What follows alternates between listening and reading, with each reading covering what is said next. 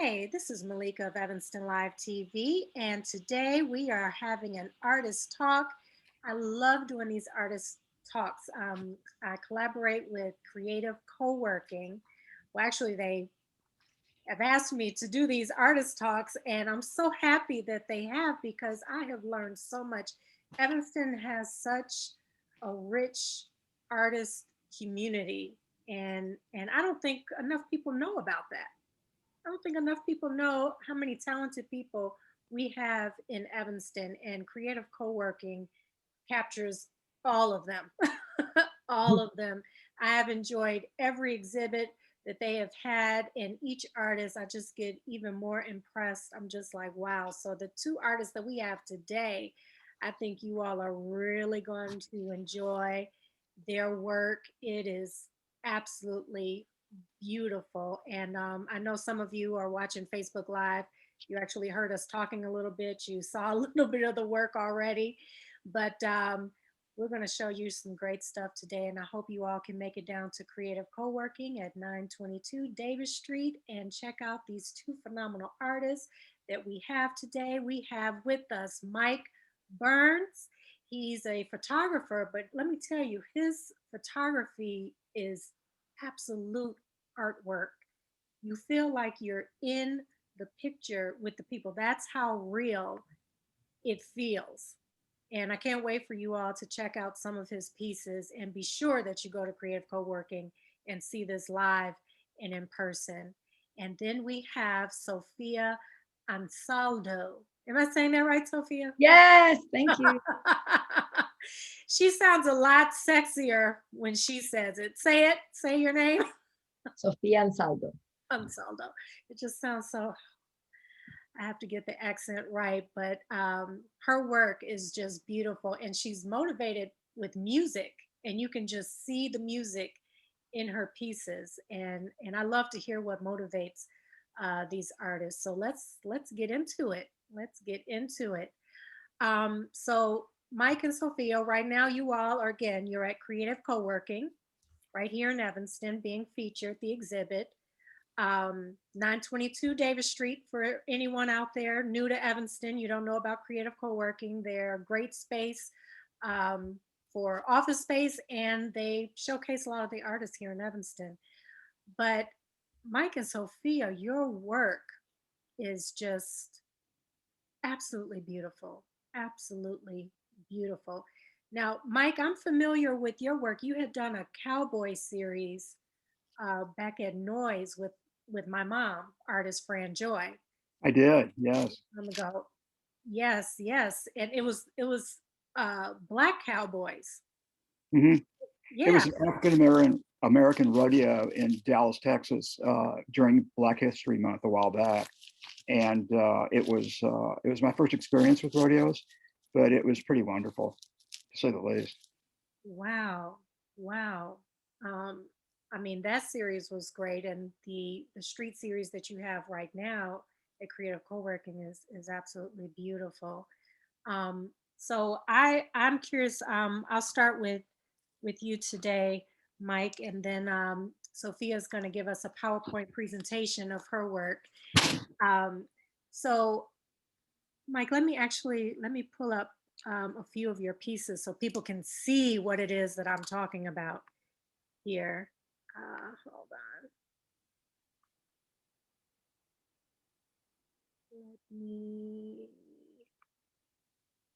and you all do have to bear with me with oh, actually, this is Sophia's work. Great. Now it works, Sophia. Now we have it working. Hold on here.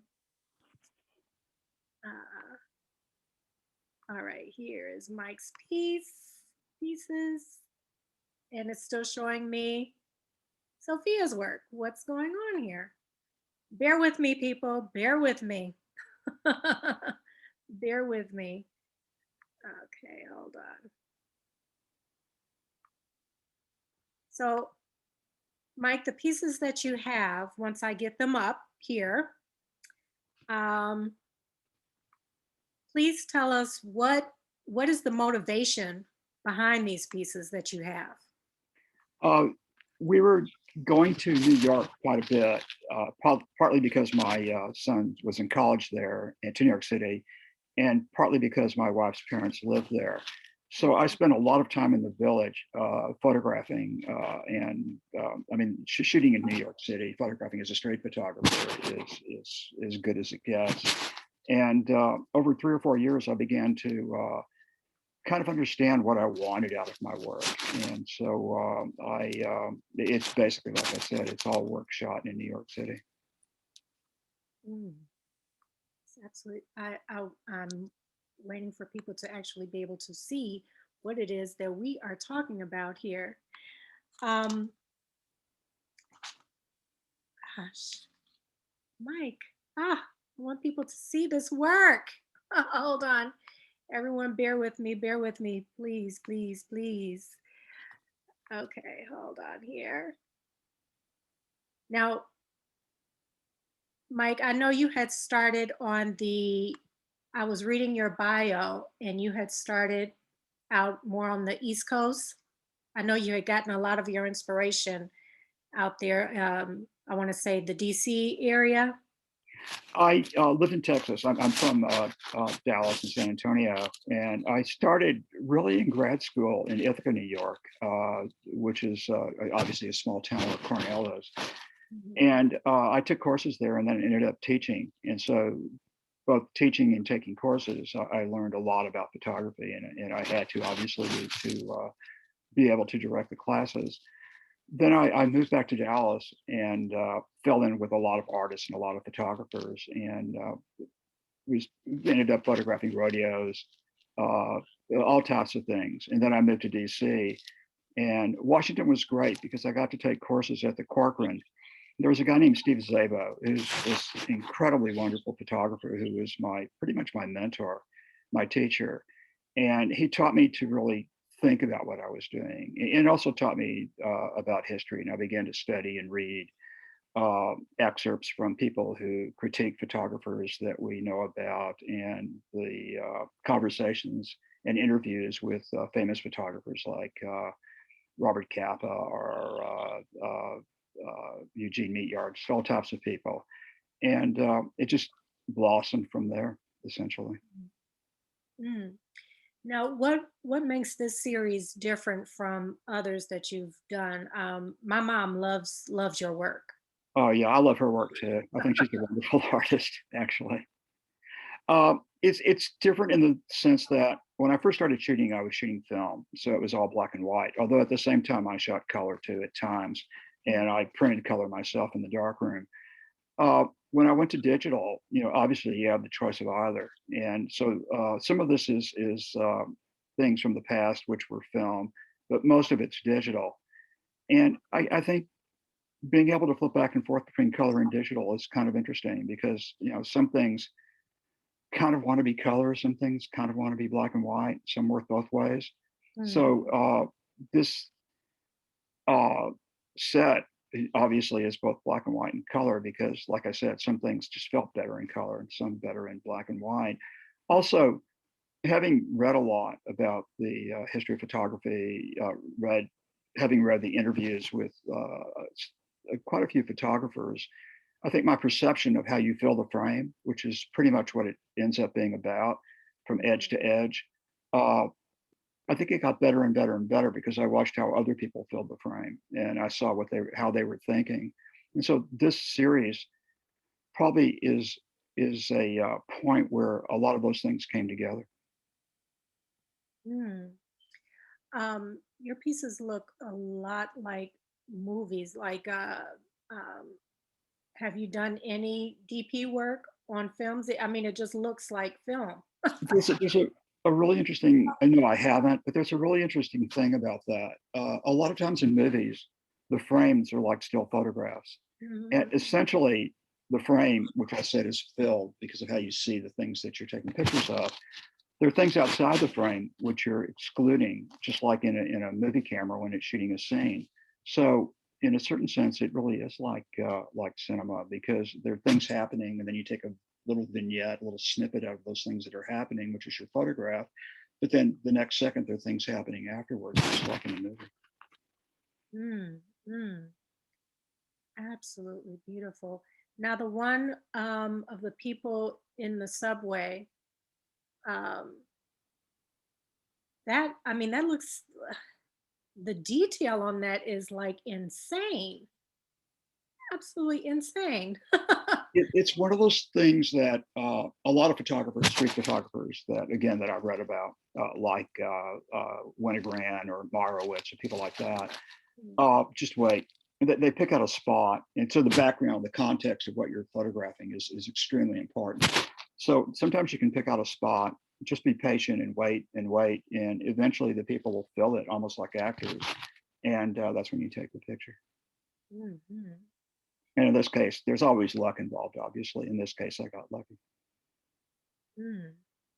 What's interesting, I think, about the sports photography is that I shoot that just like I shoot street photography. I'm more interested in the context of the players playing, moving off the ball, all the different things that happen outside of just taking a shot. And I think all sports are about how the different players play off each other. And I think that in its own right, as opposed to somebody just scoring, can be just as interesting and just as powerful. Mm. Mm. Um, I wanted to ask you and Sophia both, creative people, sometimes creative people get stuck, you know, sometimes it's just flowing and I mean, you are just in the zone. And then all of a sudden you find yourself stuck or blocked. Um, I mean, just like looking at this work right here, do you ever get stuck? It just seems like there's constant inspiration as soon as you walk outside the house. I think in New York, that's almost true, pretty much true. I think what happens is, obviously every image you make isn't going to be a great image or even one you want to show to people. But if you keep shooting, it's the same thing in architecture too. Sometimes mistakes or things that don't work have little bits and pieces that make you rethink things and lead you to better work. So in architecture, we used to call them happy mistakes, where you are designing a building. When I was in school, and you make a mistake as you're going through the drawings, and all of a sudden you realize that mistake is a better idea than the idea you had to start with. Same thing happens in photography. So if you're photographing somebody on the street and you cut off a little bit of their head and look at it and you think that doesn't work, but then you think if you really thought about cutting off a little bit of somebody's head, it might just work. It leads you into other things. So it's not so much being blocked as it is just shooting and shooting until your understanding of how the images should work catches up with what you're doing. Does that make sense? That makes sense. That makes sense. Sophia, what do you do? Do you ever get blocked or? So in my case, yeah, I think I agree with Mike with the happy mistakes. Before joining the meeting today, I was thinking about one great, at the beginning, I thought it was a mistake. I was painting outside. I left the gigantic piece outside, forgot to turn off the sprinklers. Next day, yes, I have a bunch of new things on my piece. At the beginning, I freak out, and then I realize I have to welcome the unexpected. It turns out it was beautiful. Even if I tried to do the same thing that the sprinkles did to my painting, it was impossible. So I think it's keeping my eyes open to the possibilities of the unexpected instead of trying to get stuck with my previous idea. That's one thing with the mistakes but it's training. It took me a while. Another thing, yes, sometimes when I'm painting, I get blocked, and what I try to do, I always have like one or two pieces working at the same time, so I move to something else. Hmm. Instead of quitting in that moment, I do something else, and then when I get back into the flow, I can get back to my piece from a completely different perspective. Mm, mm. That's a great way of looking at things. When you what appears to be an error or mistake, it might actually be an opportunity to take a piece in a whole nother direction that you hadn't even thought of. Mhm. Ah, I guess that's what creativity is about, right? Maybe. We don't have all the answers, I think. That's what creativity is about. Um, wow. Wow. You all's pieces, I am just like, I am just in amazement. And Mike, the piece with the young men playing basketball. Oh my Lord. I mean, did you I'm just amazed at how you just captured the detail on these photos. It's just amazing to me. It looks so gosh darn real. I mean, it is real, but it's amazing. I It's mean, called West 4th Street basketball. It's been going on since the middle 70s. There's a guy named Kenny Graham who's been running it, and it's uh, very, very good athletes playing in a league that lasts from, I think, May through August.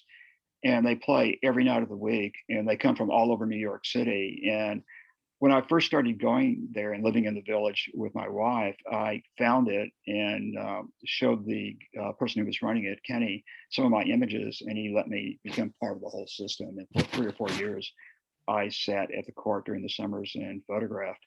And I mean, I play basketball, so I think part of it is that I do understand, at least to some extent, what's going to happen, how people move off what we call off the ball and what they're trying to set up. So sometimes I'm prepared, to take a photograph, but part of it is just luck, and part of it is actually just again, watching as intently as you can how the bodies are moving in space, and then if you get lucky, you find that moment.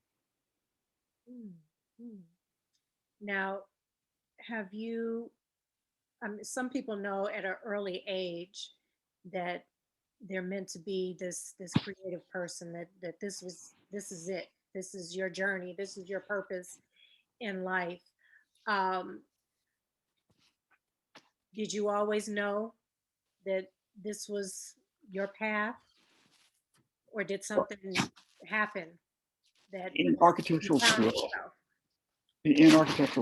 I obviously fell in love with design because that was what it was all about. Mm, I think a lot of that uh, carried over into photography, but I really didn't pick up a camera until right before I got to grad school when I took a gap year. And I think because of architecture and because of my exposure to design, I just sort of fell in love with it, with the images that you could create.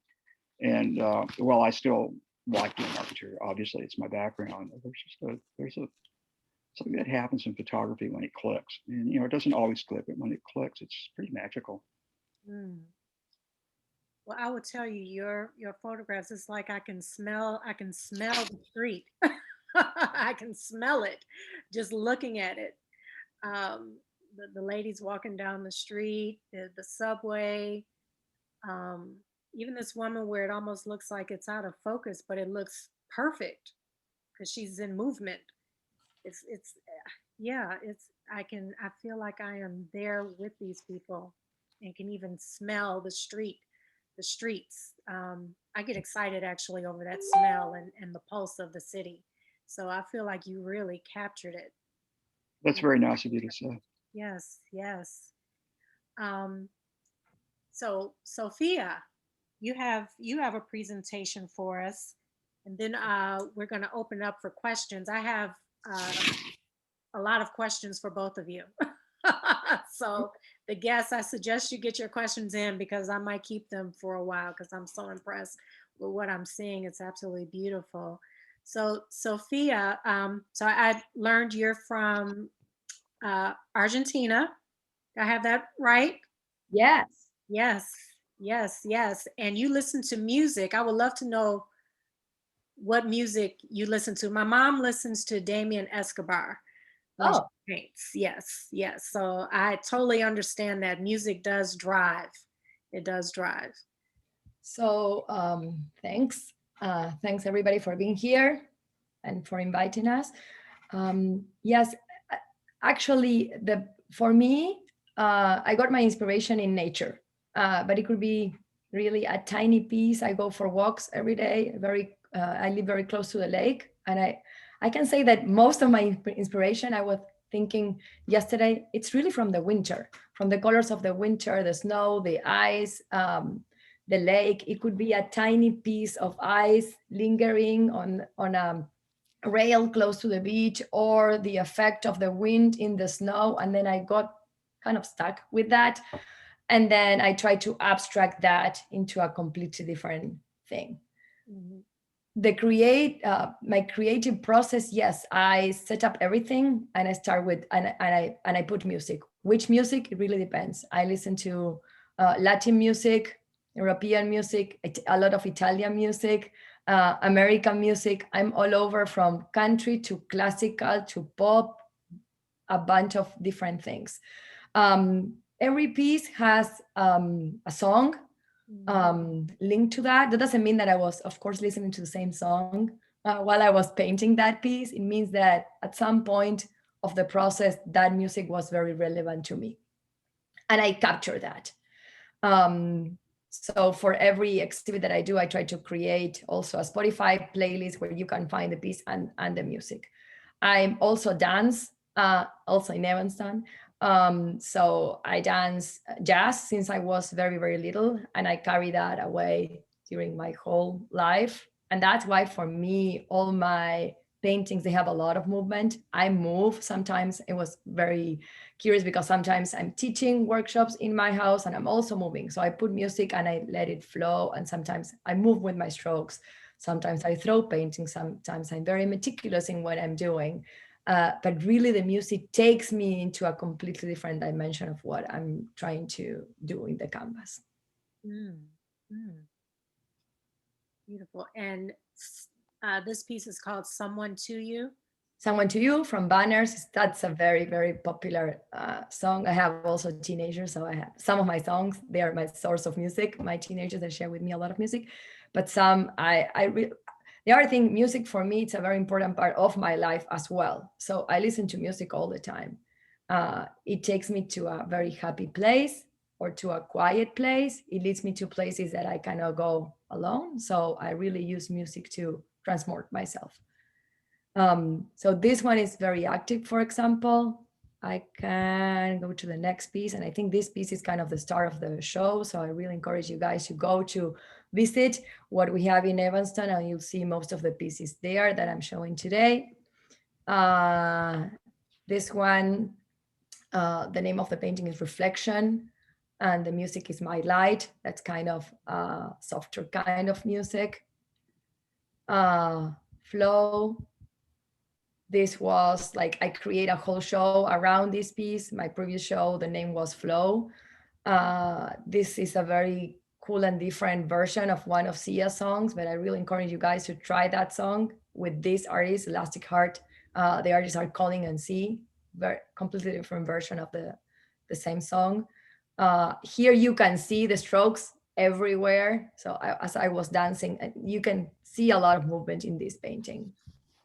Unfortunately, and for all you guys that really like art and that you really like to explore art, nothing seems exactly the same as on the walls in live. So the colors, these are not the real colors. I think there's like something about the image that it's kind of orangey, but it's not like that. It's much more clear. It is in the gallery, so you can go there, and we can also organize like tours there. Oh wow, this one is very different. So music in here is B.O.B. by Ghost in the Machines. It's called Out of Boundaries. This painting, and you cannot appreciate it here by the image, I guess, it has multiple layers, and it has like mixed media all over. I like to experience with different materials. I use a lot of things that I find in my everyday life, as for example, the net of the, I don't know, lemons. And then I make an imprint in here. So you can see that there's a bunch of things going on at the same time here. What do I use? I use kind of different materials. Of course, I started with acrylic, then I moved into oil. I also a long time ago while I was in Chile, and I see one of my friends from Chile like joining here. I start to paint and throw in paint, like house paint it was, and it was so good, so funny. And that's what you can see in here as well. Before all the acrylic fluid came and become like very, very popular like it is today, really we didn't have those materials back then, 10, 15 years ago. And one of the things that for me stick with me during all this time is like, it really depends, and maybe Mike can join in here, it really depends of the material. Different material can take you to different places. There's no way that you can do the same with acrylic that you do with oil, or would you do with resin, or would you do with fluid now. It's like taking different transportations. You cannot go to the same places. So in this painting, there's a combination of different medias. What is it that when some artists just can't work with watercolors, some can only work with acrylic? Like what is that? What is that process that they can only work with a specific vehicle of paint? So that's a tricky question. I'm a coach as well. So I'm a life coach as well. So there's a lot in there. I don't know if they tried, didn't try. What's the fear in there? What are the judgments that they have about that? Have they tried and did not like it? Or they're afraid to try?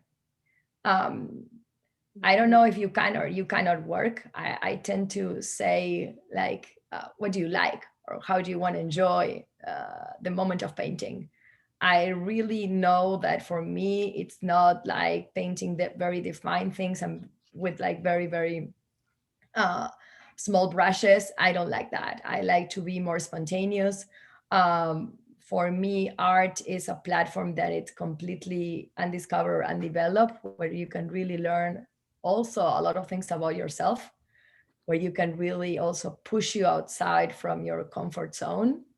So I don't know, generally speaking, but like maybe in there, people that say that they cannot work, the invitation would be like, have they tried? What is it that they didn't like?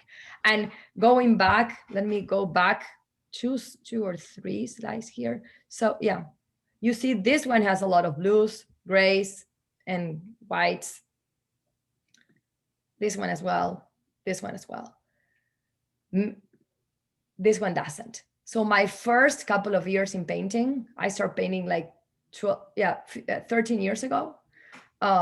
It was all earthy colors, orange and brown and red, and that was my comfortable zone. That was my comfort zone. It's like, yeah, those are the colors that I really like. I was wearing even clothes like around those colors.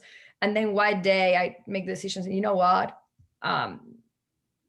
I'm going to push myself. I'm going to do all blue now. And I didn't really like blue. I was not into blue at all. I didn't have anything in my house that it was blue. Everything was like that, earthy. So I start pushing myself with the blue. And yes, and when I got stuck, as you asked before, I went back to the orange. But it was too much some days. Like now I need some reds. I need some more fiery colors in here. But it was me pushing myself into, okay, I'm going to try what I don't know if I didn't like it. I didn't have the experience. So I was forcing myself to have an uncomfortable experience with the color. Sometimes I do the same with some textures or with like, I don't know, the setup of a painting. I really like painting also like very square in square canvas. And for at least in the creative process, then I make a decision how am I going to, what it's going to be really the orientation of the canvas. But I even move it into a rhomboid position, the square.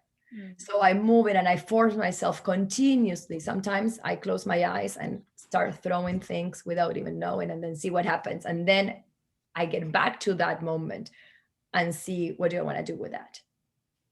That's so interesting. And Mike, the same with photography. Some people just don't go out and get street like real scenes. They prefer to be in a studio with just the subject sitting in a chair, or like, what is that? So Sofia's like, you just have to step outside of your comfort zone. But How does that work with photography? Well, I think, first of all, being in the studio and shooting is wonderful because you have control over the light, and you can do all types of things with the light, with the strobes, and throw shadows, light the face so that it's high fashion. Do something that has shadows on the face that creates a dynamic vision of the person. There's all different things you can do. I think what happens though is that in the end, whether you're shooting in the studio or shooting outside or doing painting, you have to take chances. And when you take chances, there's going to be things that don't work. There just aren't. But like I said before, sometimes the things that don't work lead to things that are even better than had you not taken the chance. So I think there's another thing in photography. I shoot both squares because I shoot a camera like a Hasselblad, and I shoot rectangles because I'm shooting 35 millimeter camera or a digital camera. Some people, their comfort zone is either the square or the rectangle, usually the rectangle, and they're afraid to go to the square. But I find in different situations, portraits are great in the square, nature is great in the square, street obviously in the rectangle, although if you look at Vivian Mayer's work, it's squares. You have to jump back and forth and find out just what you can do with the different methods of basically sucking that reality into your camera. And I think you really do have to take chances. I think the bottom line is that all artists, who I think are good, sometimes stuff works and sometimes it doesn't, but they still go for it. Mm, mm. Interesting. I have a question for both of you after we listen to this piece. The creative mind is just always fascinating to me, the whole process. So this piece, Sofia, is geometric. Geometric 1 and geometric 2, there are two pieces that they can go together or not. So for example, for the previous exhibit, where I set it up, I included a piece in between and it looked pretty cool. So as he was saying, you have to take chances. I created these two pieces together, and then I realized when I got to the gallery, oh, maybe if I add something in the middle and look kind of mathematical to me, because I added something that has like 3 colors. And as Mike was saying, taking chances for me, at the beginning, in my early years, it was all about like throwing, painting and see what happens. And now I started to also leaning towards some geometric figures as well, that if you see my previous work, like nothing was like square or rectangular, no. Now I'm using a metallic ruler to paint, which I found a pretty cool tool that I didn't have before. Or maybe I had it there, but I didn't use it. So now I discovered that. And here you see also, again, a very cool imprint in here. So these two pieces, they can go together or not together, and you can put it upside down if you really want. The other thing is like the way, at some point in the creative process, I make, as I said before, a decision about, okay, I want to hang this painting like this, but then it's up to you. Like if the person likes it upside down, that's fine. So I like it like this, but it could be, if it's upside down, it's going to be completely different. Like not upside down, but if I move the white squares up down. So this is how it's looking at the gallery right now. Some of the pieces. This piece doesn't look, I also work with resin. So sometimes I combine resin with acrylic, or I put resin as a coat. It's a pretty cool thing. And here are like some paintings that if you take a very close look, yeah, they have nothing to do with this. It's completely different. The others look more, for me, my perception is it feels darker. So were you going through something, or? This one or the other ones? This one. This one? Yeah. They feel, they have a mood, like a melancholy, feels a little darker. No, not really. Oh, okay. It was more wintry, more inspiration in the winter. Okay. So yeah, it could be that, but no, the art thing, it really, the show or like every painting, I think relies on the observer. Like whatever you see, for you it feels darker. And I always use one painting for some coaching workshops, and I ask people, what do you see? For example, in this one, in Flow, and I used to do like art encounters, like in a previous exhibit where I brought people there and I was asking the same question, what do you see in the painting? And I want to share that question with you, because really what you see, it has a Are you relationship. about to psychoanalyze me right now? No, like, everything is open. What you see is what you see. Okay. It's not that I was on a dark moment or not. You're able to see that for a reason. And maybe tomorrow you go back and see the same painting and you said, oh, I see there's like, I observed that there's peace in that painting, because you got, I mean, another part of the painting caught your attention. Maybe it was not the blues like in here, but it was more the white and gray and greenish dance that it's going on here. So what you see, and that's the cool part, I think, about art. What we do, we put something out there, Mike, myself, all the artists, and then the audience is picking up different things. And that changes all the time. Yes. And that's the interaction. That's the cool part about, like, there's a piece in there, but you start interacting with the piece once you start, like, even if I share with you more information about like that, then you start seeing the painting in a completely different way. Wow. So, that's interesting. Your life coach too. My mom's a life. That's interesting. That artists are life coaches as well. And so, when you all hear the feedback to your work, does that say something to you about you, or does it say something about that person? Mike, is it the same for you too? I totally agree. When you put a piece of work up, especially street photography and all types of photography, actually, the person who looks at it brings their own background to it, and the fact that they interpret it differently than perhaps you did, or see something in there that you never saw, all that counts is they're actually looking at it and thinking about it and dealing with it, and that's really important. And that's always true of art. I mean, they talk about photography having the participants being the photographer, the person you're photographing, and or the thing you're photographing, and the person who comes to the gallery and takes a look at it. And again, that somebody is willing to look and think and create their own definition of what's happening is perfectly legitimate, and it's actually exciting. And when you talk to somebody and they do that, sometimes you don't accept it because you have a different interpretation, and sometimes you do accept it and you see things in there that you never saw before, because you're lucky enough to have somebody who's intelligent enough to really redefine in a way that's totally acceptable. No, I love what you said, Mike, about like the interpretation, and that it's really what's in there. What we put, it's not reality. Like we put something, we create something, and then everybody who sees that interprets different things. And so it's not what it is. And some people ask me like, oh yeah, I see a lake in there, or I see a sunset, or I see ice, or I see a glacier. It's like, what did you do? It's like, nothing. I was just having fun. So yes, and I was playing with the colors. Yeah, there's something, but it's like, yeah, you know, I'm not capturing nature as it is and doing a landscape. So for me, that painting I was not trying to do anything. It was really the movement for me, and that's why I call it flow. It was the movement.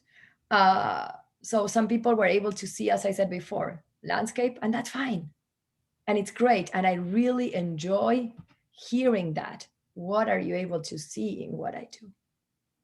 That for me is very enriching. Yeah, I agree. I totally agree. And I'm gonna go back and forth between you all's work. And to our guests, if you all have questions, please feel free to put them in the chat, and I will call on you, because I have a ton of questions for both of them. So I want to ask both of you. I put Mike's back up because he has scenes of the street.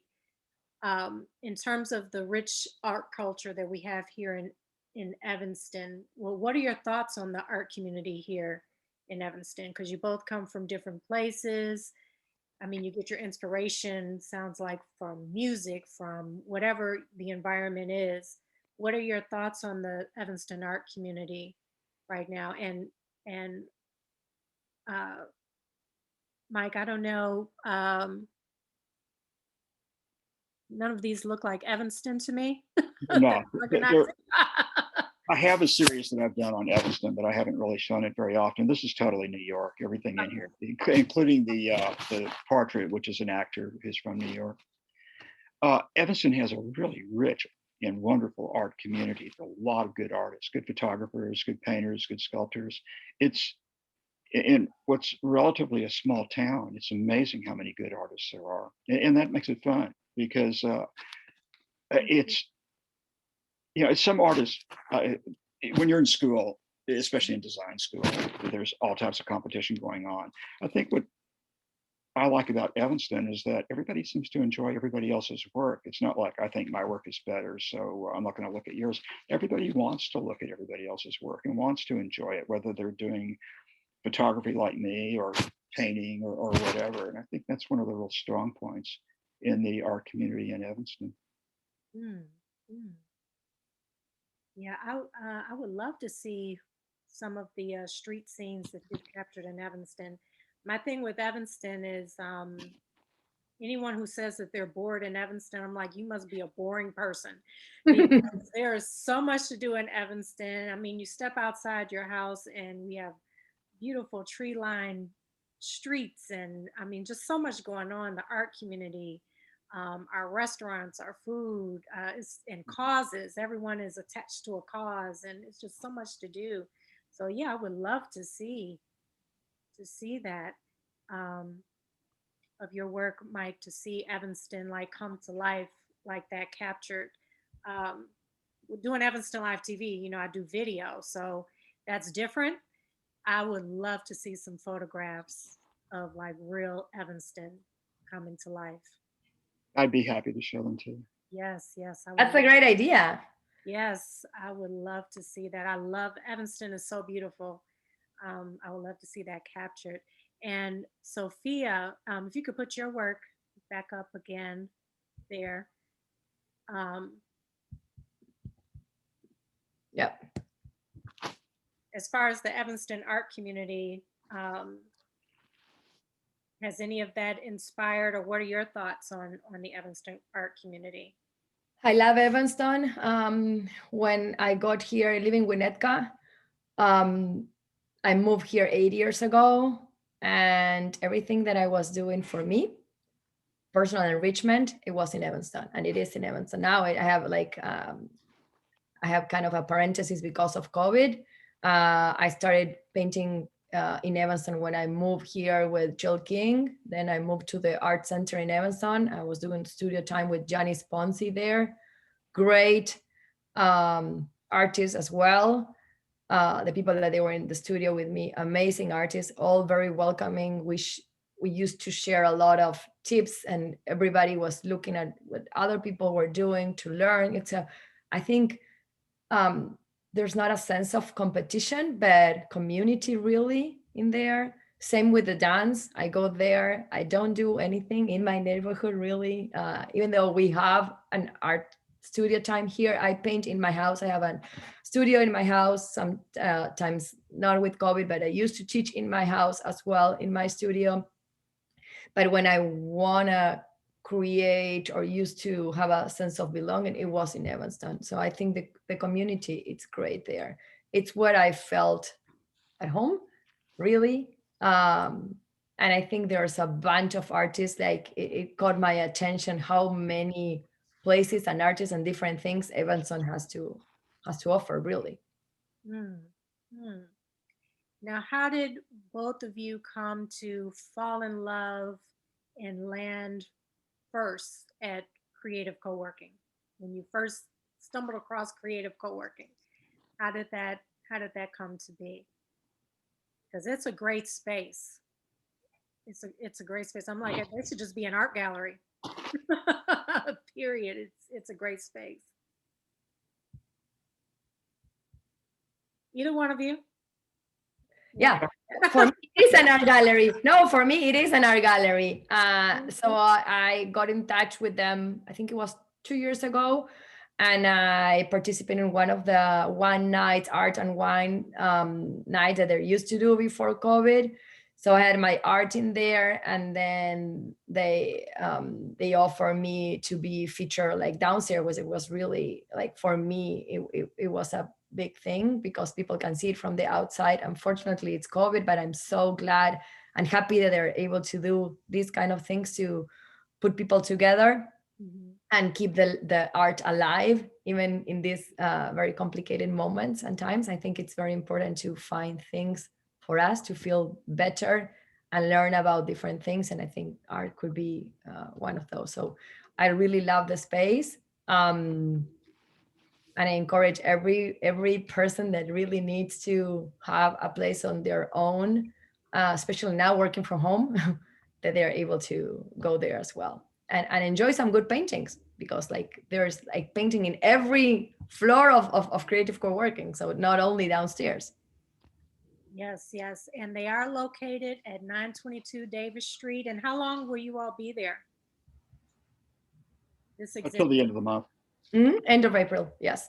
end of the month? End of the month. Perfect, perfect, perfect. So it's pretty much the same with me. A few years ago, I took some work in, and they liked it and put it up. And so I've had work there, a few things for a while. They really do have a great place to show work, and there's just a lot on every floor of just wonderful things, photographs, paintings. I mean, it's just they curate really, really well, and the images and the discussions that happen on the nights when they're openings are totally wonderful, really. And the artists are great. All the artists that I've met there have always been just really fun to talk to about their work and about my work and whatever. It's like this jewel in Evanston, totally. Mm-hmm. Mm-hmm. Yes, yes, yes, it is. Yes, it is. And so, what are some pieces that you all are working on next? I'm really curious to see what's next for both of you, because this exhibit right here is awesome. And I know artists are constantly creating something, working on something while this is being displayed, while this exhibit is going on. You've got something else in the works. So what can you give us a little something as to what's been going on in your world, and you got to get it out there? Either one of you. Okay, because I'm in the Outer Banks right now, and I've been in Long Island and New York off and on over the year. I've spent a lot of time photographing on beaches and photographing dunes. There's an area in the Outer Banks of North Carolina that's a huge, I don't know how many square miles it is, but it's relatively large, which is nothing but sand dunes. And it's not on the water, it's actually moved off the water. And so if you go there at the right time of day with the right light, it's just wonderful to photograph there. So I've been doing a lot of work there and shooting in black and white. My digital camera, and I'm sure they all do, but we'll shoot just in black and white if I wanted to. And so I'm experimenting and playing with the light and picking the times to go. And so my body of work right now pretty much is that type of image. Sometimes at the beach in the water, sometimes most of the time in the dunes. Mm, mm. That would be interesting to see, because this exhibit that you have here at Creative Coworking is so definitely in the streets, in the streets of what's really happening, and then to see something beautiful with sand and water, and I look forward to seeing your eye on that one. How that comes up. It's fun, and it's interesting.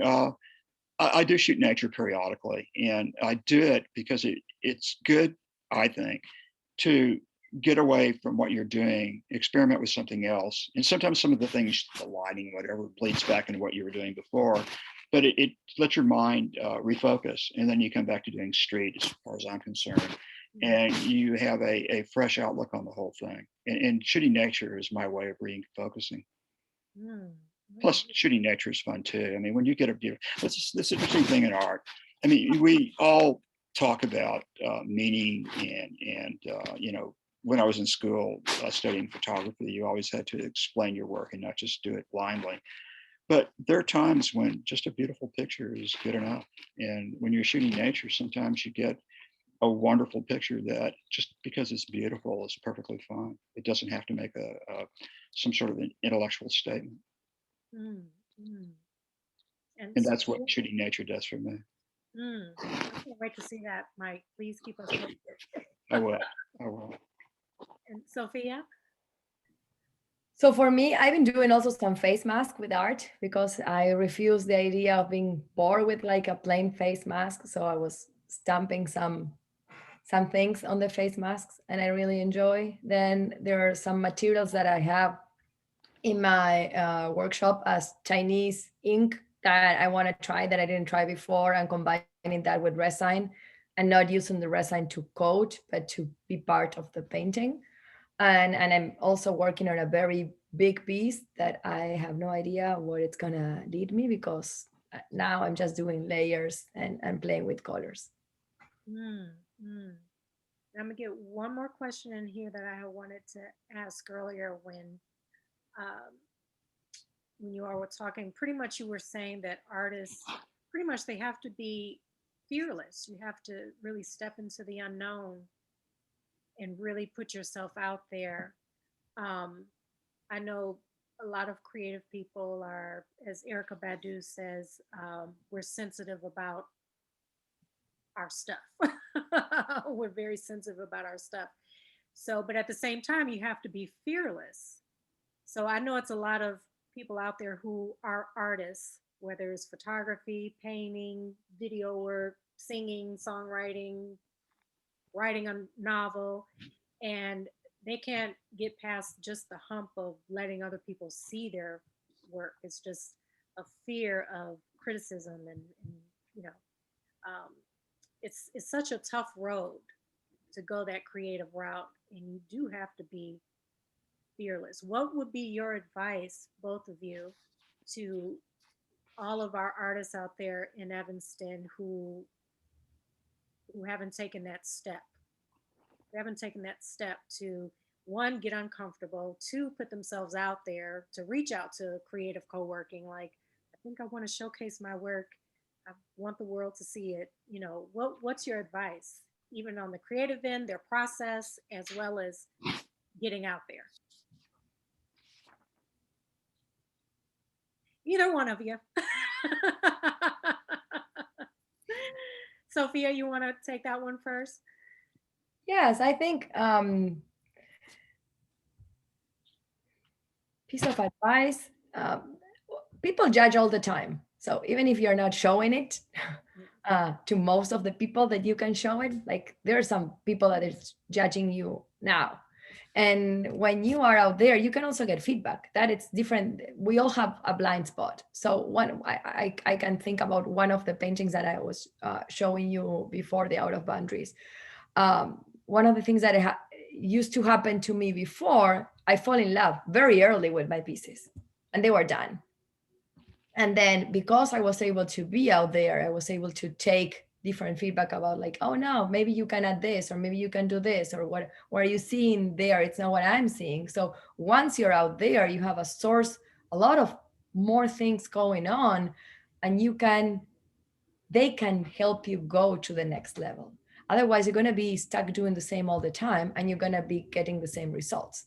Once you're out there, there's a lot of more input. Yes, you have to show your vulnerability. You have to show off there. They're going to say things that maybe they make you feel uncomfortable, but I think the intentions are always good. But if you want to take the plunge and go to the next level, that's the cost, like having the courage to do it, or if you don't have the courage, also doing it even when you're afraid. because it's going to be good at the end. Mm, mm. That's encouraging. Thank you, Sophia. Remember, everyone, it's going to be good. It's going to be good. Don't worry about it. It's going to be good. Mike? Okay, so I think the tricky part is when you put a piece up, it's not some abstract thing that you walk away from and you go have a hamburger someplace and forget about it. It's you. It's part of you up there, and more so than most people realize. There are going to be lots of people looking at your work. Obviously, you have to show it. I mean, at some point you do, but there are lots of people looking, and it's some people are going to love it and not really understand it. Some people are going to hate it and not really understand it. What you have to find, and I think it's really important if you can, is one or two people who you can really and truly trust, who understand art, understand what you're doing, and to talk to them about your work. And not everybody, you don't want to talk. I mean, it's great when somebody likes your work, but if you find a mentor, a couple of mentors, that's a really important step for a new artist, or any artist really, but especially for a new artist, because if it's somebody you can trust who's going to give criticism that isn't detrimental to your psyche, but is really there to help you, and if you can understand that, that's probably the best thing you can find. Yeah, and there are people like that out there. I'm in a critique session, and I'm not going to say which one it is, but with somebody who's exactly like that. He finds something good in everybody's work and leads them on to even better things. And he's truly wonderful because he wants to help people and not play ego trips with them. And when you find mentors like that, you're well on your way. Mm, Yeah, I agree. It's constructive, but you have to find the right people. I totally agree. Yes, it's constructive. That's true. Now, It's very hard to be alone on that journey. So I think one of the things that Mike said, like, you have to find a person or two, and I was lucky to have that too. When you are alone, it's complicated because you're looking at yourself all the time. I agree. Yes. I love artists. I love creative people. I love their spirits. Thank you both so much for coming on this artist talk. Please let everyone know how they can contact you and where they can see more of your work. Hi. You want to go first? Oh. Sorry, I just wanted to jump in at the end. Oh, okay. Sophia, I'm gonna have them give their contact. I'm sorry, Amelia, I'm gonna have give their contact. Of course. And definitely want you to say some final words for Creative Coworking. Yeah. Okay.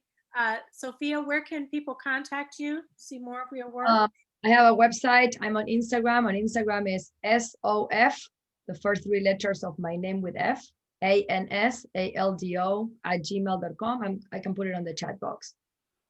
And then my website is there. It's more complicated, but it's in the Instagram. Okay, and I'll be sure to put your contact information out there on social media with the video as well. And Right. Mike Berns. Okay, so I'm on Instagram too, and it's Mike Berns, MikeBerns 10, the number 10 on Instagram. And I'll give you my email. It's MikeBerns10 again @gmail.com. Okay. And they both can be seen right now, an exhibit going on to the end of the month at Creative Coworking, 922 Davis Street. And we have with us today Amelia. She is the beautiful spirit that works at Creative Coworking. And I love that they're always like reaching out. Evanston Live TV, do another artist talk. Thank you so much, Creative Coworking, for all of your service to the Evanston community, the art community. Thank you. Thank you for showcasing all these beautiful people. These beautiful spirits. Well, we wouldn't be able to do it without the artists. So I just want to say a quick thank you to Mike and to Sophia for displaying over the last 2 months. And it really helps us out. And we love showing different artists in the Chicagoland area. And thank you to Malika for hosting these. And also just as we, transitioned through kind of the COVID era to be able to move the Art and Wine experience online. That being said, we are really looking forward to going back into in-person events. So hopefully you guys will join us for those as well. Yes, fingers crossed. Yeah, well, I mean, we'll definitely start outdoors, in the summer, and keep things, of course, as safe as possible. And then hopefully as the year progresses, we can get back to some semblance of normal. But yeah, I mean, on behalf of the whole Creative Coworking team, it's really great when we have artists that we can work with so closely. So thank you all. Thank you. Thank you so much. Yeah. Thank you. So Amelia, if anyone wants to go and purchase pieces of Mike and Sofia, how does that work out during this pandemic? Yeah, so you can just stop by any Monday through Friday, 9 a.m. to 5 p.m., or you can make an appointment for a weekend, and then they set their prices. One thing we should maybe say is that Creative Coworking doesn't take a cut. So we're not like a traditional gallery where we would take a percentage. The artists set their prices and then they take the entire selling price. So we don't take a cut of the selling price. So it just goes directly to the artist. And then we would work it out with the artist. Usually we keep the piece up until the end of the show and then we would release it to whoever bought it, kind of depending on its size. So they've set their prices. And then if it's something like, some prints or something like that, then we'll put you in touch with the artist to figure out how to get those to you. Great. Thank you. Thank you so much, Amelia. Thank you. Thank you. Thank you. Thank you, guys. Thank you, Sofia. Thank you. And to everyone that joined the Zoom today and to everyone out there watching Facebook Live, you all be sure to get in touch with Creative Coworking. You want to see more of Mike Berns, more of Sofia Ansaldo, and all the wonderful exhibits that they have coming up. You all be sure to stay engaged. We have a beautiful art community here in Evanston, and I'm glad to be a part of it. So thank you all for joining us today. Thank you so much. Thank you. Yeah, thank you. Thank you a lot.